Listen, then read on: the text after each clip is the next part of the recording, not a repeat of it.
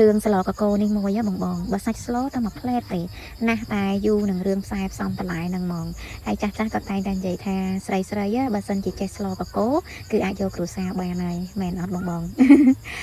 សម្រាប់ស្លកកូនេះវារៀងបន្លែច្រើនមុខហើយគ្រឿងស្លក៏វារៀងជិតចុកច្រើនដែរហើយក្មេងៗឥឡូវក៏មករនឹងចេះស្លអញ្ចឹងបានចាស់ថាស្រីឲ្យតែចេះស្លកកូគឺអាចយកគ្រួសារបាន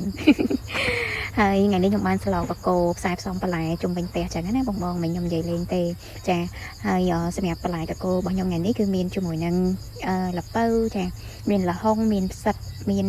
ត្រប់សណ្តែកគួរអីចឹងទៅសម្រាប់ស្លកកូបងបើសិនជាអាចយកអាគ្រឿងបុកផ្នែកខាងចុងវាយកមកបុកស្លបន្លែហ្នឹងគឺថាអូយបុកយកមកស្លកកូឆ្ងាញ់ណាបងទាំងអស់គ្នាអញ្ចឹងបើសិនជាចង់បានគ្រឿងបុករសជាតិឈ្ងុយល្អចាកុំភ្លេចជាមួយនឹងគ្រឿងស្លឹករបស់វាយកទៅបុកយកមកស្លបែបនេះឈ្ងុយណាបងអើយហើយសម្រាប់សាច់ផ្នែកសាច់ខ្ញុំមានជាមួយនឹងត្រីម្ដាយទុនហើយនឹងសាច់ជ្រូក3ជាន់សម្រាប់ត្រីខ្ញុំយកទៅកូរគ្រឿងហើយគឺខ្ញុំដួសទុកសិនណាបងចាកូរគ្រឿងគ្រាន់តែឲ្យវាសព្វសាច់ហើយខ្ញុំដួសវាទុកបន្លែសិនព្រោះខ្លាចវា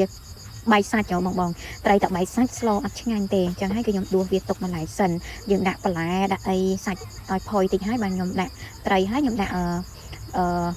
នេះដាក់បន្លែពណ៌បៃតងរបស់យើងយកតែម្ដងហើយពិសេសបានជាមួយនឹងប្រភេទអង្គលីងដែលយើងកិនខ្លួនឯងចេះទៀតបងអើយគឺថាជាតិឆ្ងាញ់ឈ្ងុយតែម្ដងបើតែអង្គលីងគេអត់សូវជាឈ្ងុយទេតែបើយើងលីងខ្លួនឯងកិនខ្លួនឯងបែបនេះយកមកស្លគឺកាន់តែឈ្ងុយឆ្ងាញ់តែម្ដងបងចាឥឡូវស្លរបស់យើង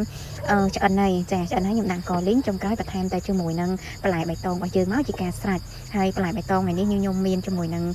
ត្រួយម្រះ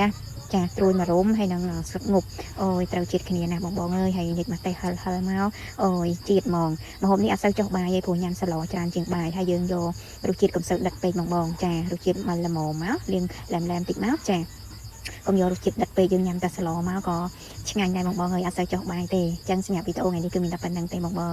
ហើយនេះអូយបានជាមួយនឹងត្រីម្ដាយទុនយកមកស្លបែបនេះកុំឲ្យបាយសាច់អញ្ចឹងណាបងអូយជាតិឆ្ងាញ់ខ្លាំងមែនតើកុំភ្លេចសាកល្បងធ្វើថ្ងៃចុងសប្តាហ៍ជុំគ្នាជុំគ្រួសារច្រើនអ្នកអីស្លកកូមួយឆ្នាំងមក